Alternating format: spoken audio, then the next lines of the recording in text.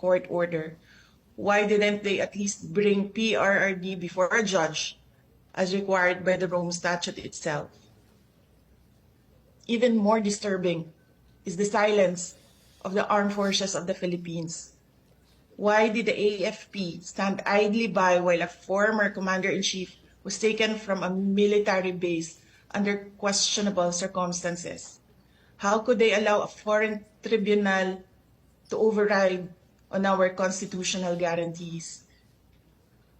We have now lost a former president. I pray that we do not lose the country next.